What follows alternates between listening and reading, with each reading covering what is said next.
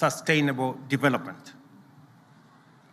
As we do that, ladies and gentlemen, we are equally concerned about climate change and its impact on Kenya generally and our arid and semi-arid regions in particular.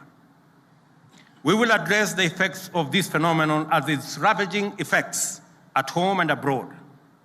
Our pastoralist communities have experienced scarcity of pasture due to prolonged drought, the worst in 40 years, and 3 years of absolute rain failure.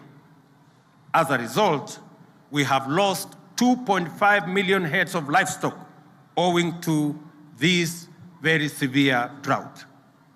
Rising food prices have made an already bad situation worse. Elsewhere, communities in rural and urban areas across the country are equally struggling under the weight of high food prices and shortage of water.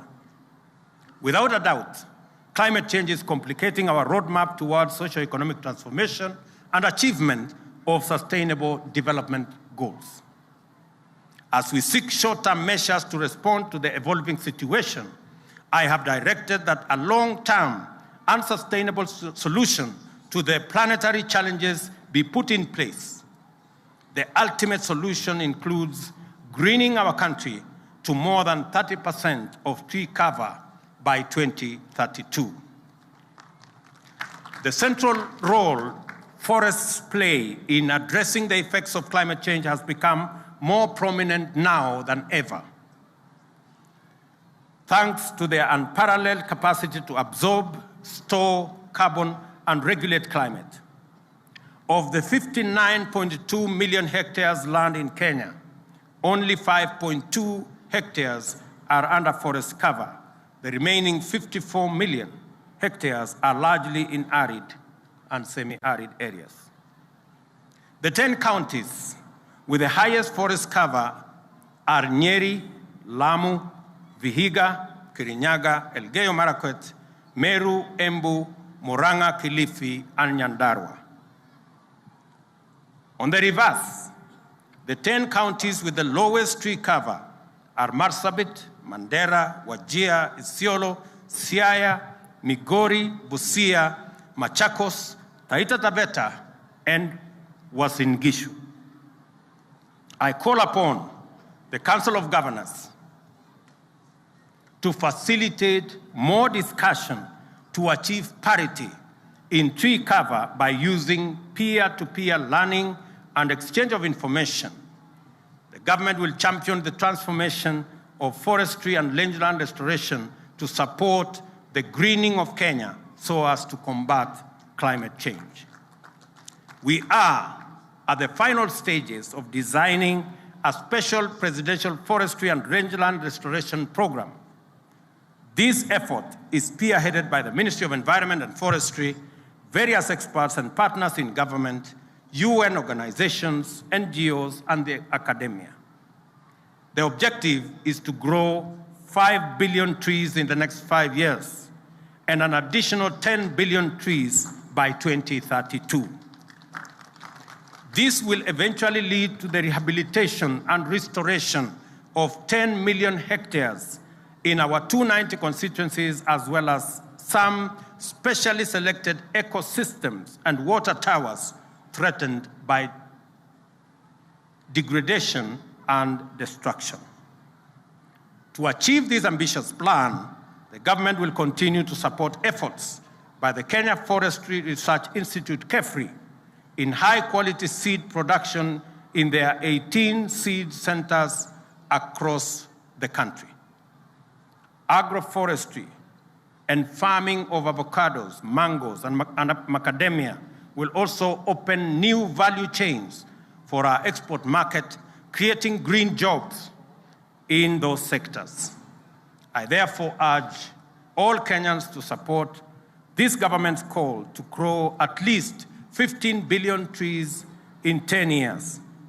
To achieve this target, simple calculation shows that every Kenyan needs to grow at least 300 trees, the 50 million of us.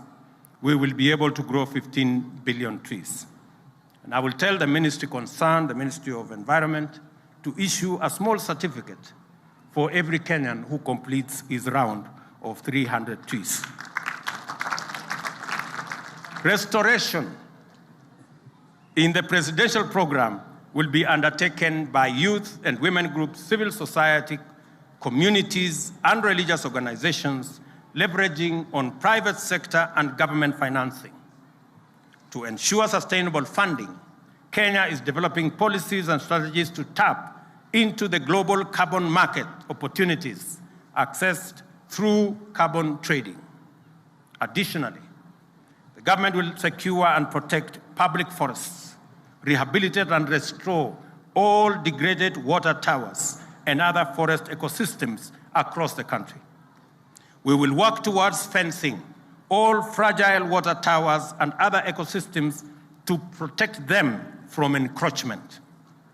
To resolve the capacity constraints at the Kenya Forest Service, I have directed the immediate recruitment of an additional 2,700 forest rangers and 600 forest officers to augment our interventions in this sector.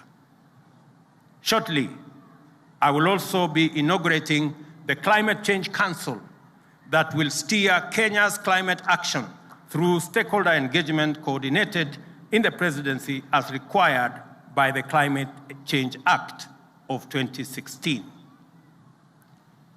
Under the program, we will start mobilizing finance from public and private, including multilateral sources, to fund the proposed activities. This is anchored on the United Nations goals and backed by the Tree Growing and Sustainable Forest Finance Management Program, supported by UN and other international institutions.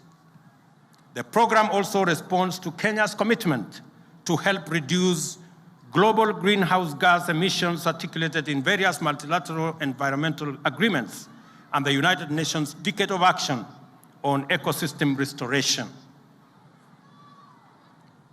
Kenya will rally the globe towards more ambitious climate change action in next month's 27th UN Climate Change Conference at Sharm el-Sheikh in Egypt. In an increasingly interconnected world, ladies and gentlemen, our well-being depends on engagements with our neighbors, continental fraternity, and international partnerships. In all these areas, Kenya has continued to be a dependable ally, faithful friend, and effective partner, ever committed to a win-win